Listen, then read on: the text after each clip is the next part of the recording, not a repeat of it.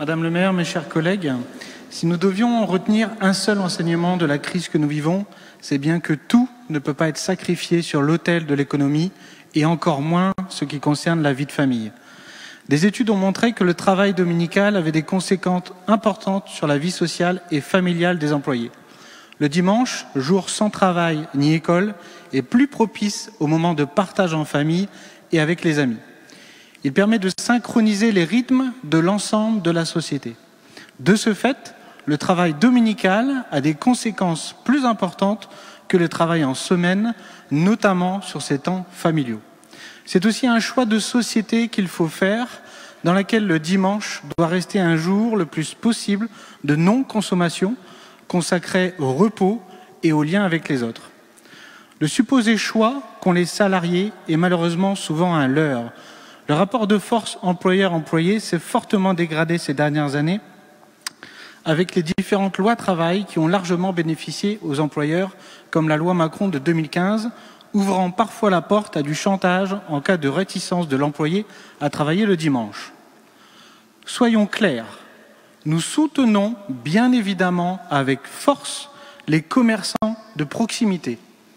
Mais la délibération ici ne concerne que les commerces alimentaires, qui sont peu ou pas impactés par la crise, sachant que tous les commerces peuvent déjà ouvrir les dimanches matins jusqu'à 13 h ou toute la journée lorsqu'ils n'ont pas d'employés. Ceci étant dit, je peux comprendre que la période des fêtes de fin d'année soit particulièrement importante pour les commerçants qui, pour certains, réalisent une grande partie de leur chiffre d'affaires à ce moment. C'est pourquoi je vous demande la possibilité de voter séparément pour les 5 dates qui correspondent aux fêtes de fin d'année, du 28 novembre au 16 décembre d'une part, et les 7 autres d'autre part.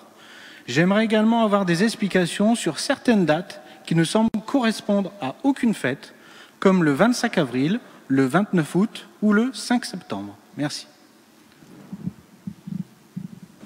J'entends bien, Monsieur Lannes, nous n'avons pas la même notion de la liberté d'entreprendre et donc la possibilité aussi à des entreprises de vivre avec les nombreux salariés qu'elles comportent dans ces organismes. La délibération n'est composée que de dates sur l'année 2021. Il n'y a aucune date qui concerne l'année 2020, comme vous pouvez le voir sur ce document. Ensuite, ce sont des propositions conjointes qui sont faites par l'ensemble des groupements en fonction des jours fériés ou des périodes aussi de solde ou de rentrée scolaire.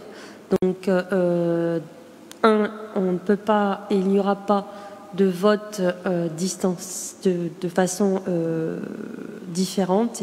Et donc, soit vous approuvez la délibération, soit vous ne l'approuvez pas, soit vous ne participez pas au vote.